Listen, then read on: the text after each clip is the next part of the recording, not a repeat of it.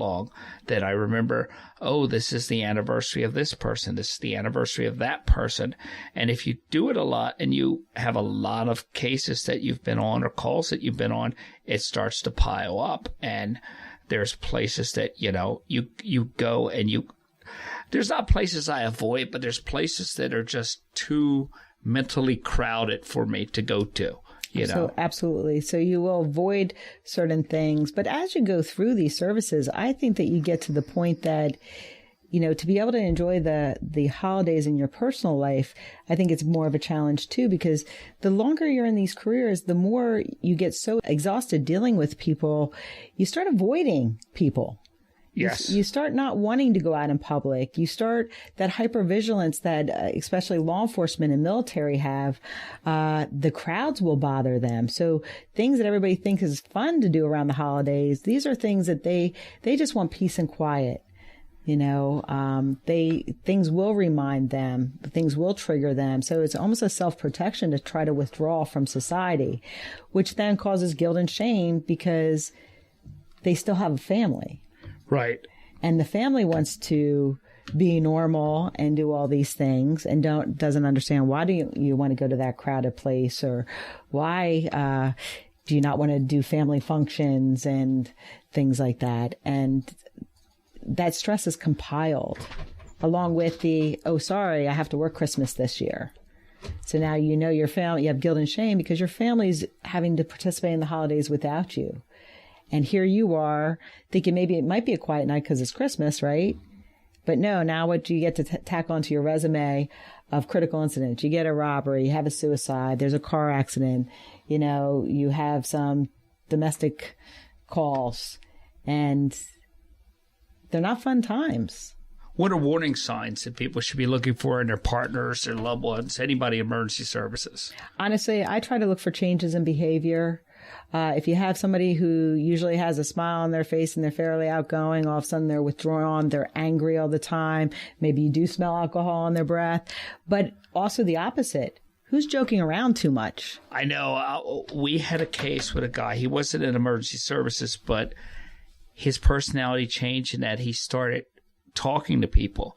And he had quit his job and left, and he started talking to people.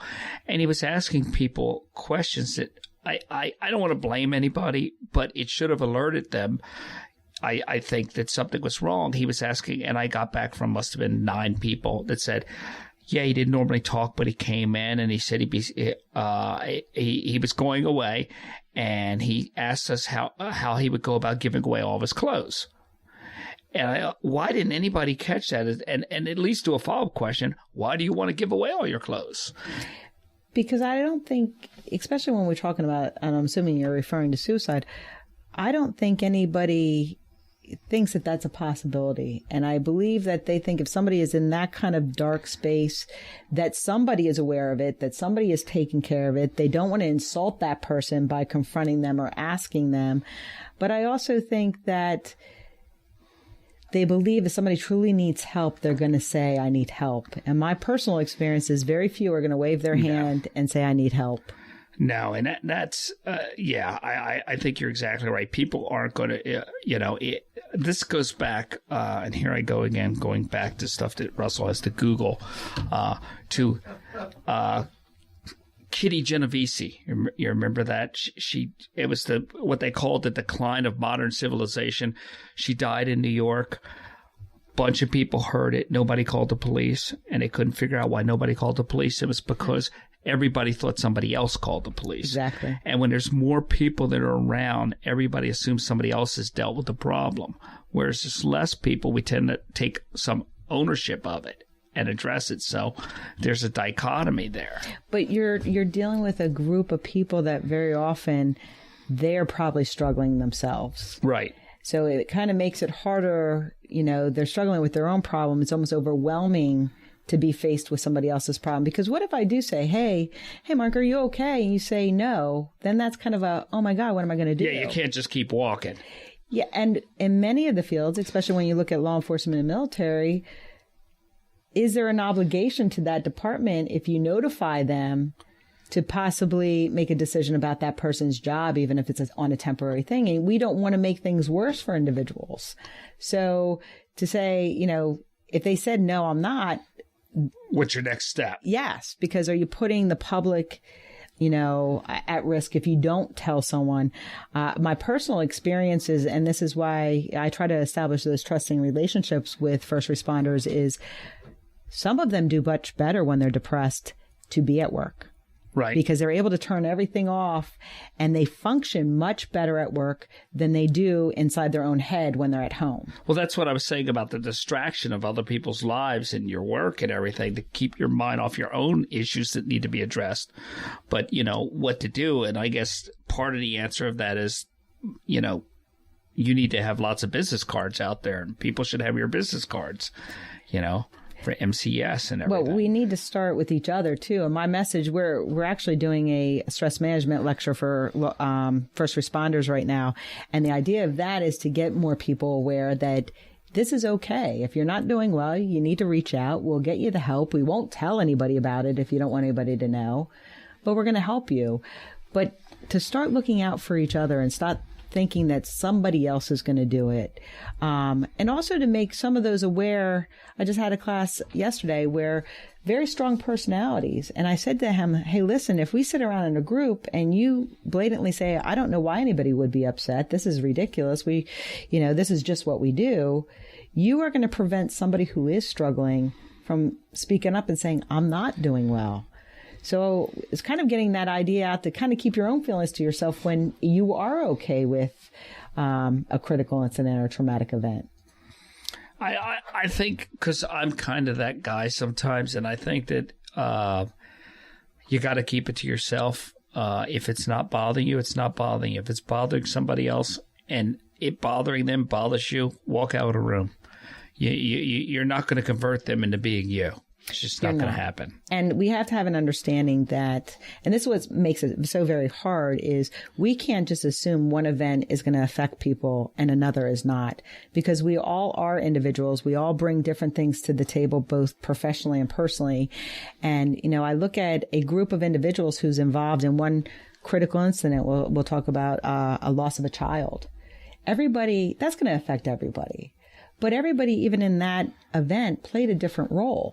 So some might be more affected than others. Some that might not even have been in the room might be affected because maybe personally they can identify because they have their own child, or maybe, now it's accumulation of how many children they have lost in regards to the job. So it's very hard for us to determine what event is going to affect someone else. And the only way we can tell is we got to check in on people.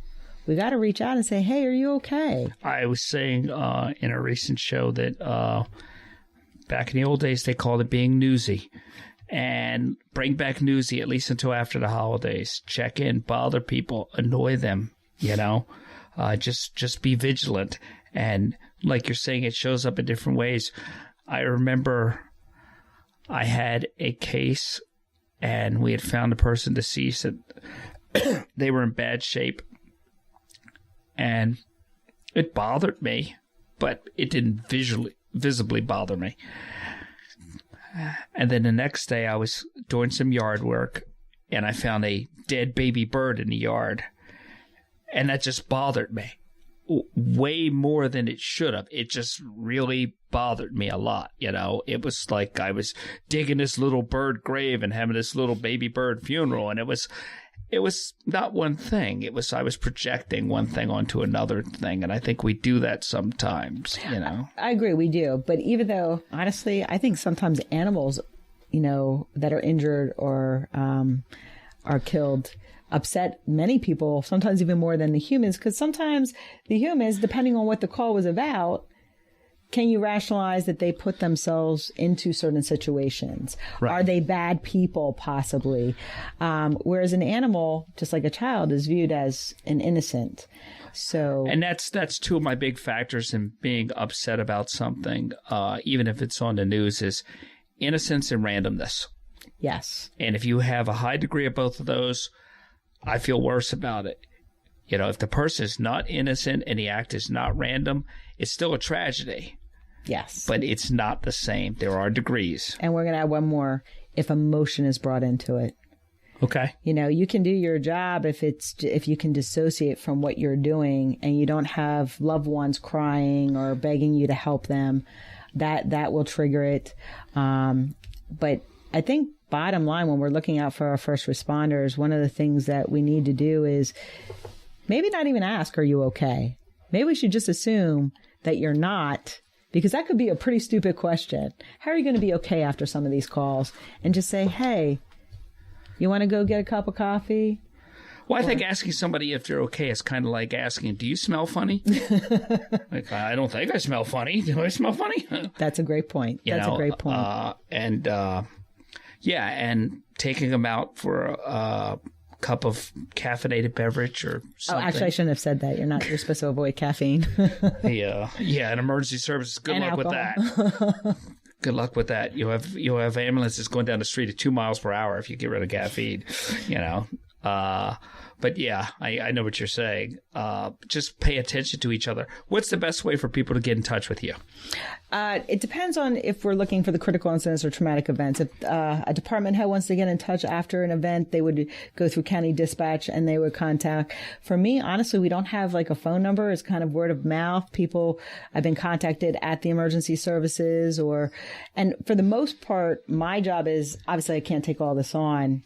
We try to partner people up. Right. Well, they can contact us at the show too, and absolutely. We'll, Unsung at unsung.us, and we'll get them in touch with you. Or people just listen to the show and they just pass it around, or they tell people you should listen to this to know that they're not alone, and there is an organization out there that is ready, willing, and able to help if you need help during the holidays. And who doesn't need help during the holidays? It's stressful on many different levels for people. And if you don't help yourself, you aren't available to help anybody. That's not doing your job. And sometimes people in emergency services only understand, reward or failure. And if you can't help yourself, you're not able to help other people. So you're unable to do your job, which would make you ineffective at what you're trained to do. So make sure you, just like your rig and just like your bag or your belt, depending on what you're involved in, or the rest of your gear is functional. You need to make sure you're functional. We check our gear weekly, and we don't check ourselves. So maybe that's something we should focus on going into the season and even out of season. But I want to thank you for coming. Thank you for having me. And we'll be back next week, and we're going to maybe continue on this topic a little more. And Russ, roll the music. No Andy Williams. Oh, hold on. He's never ready.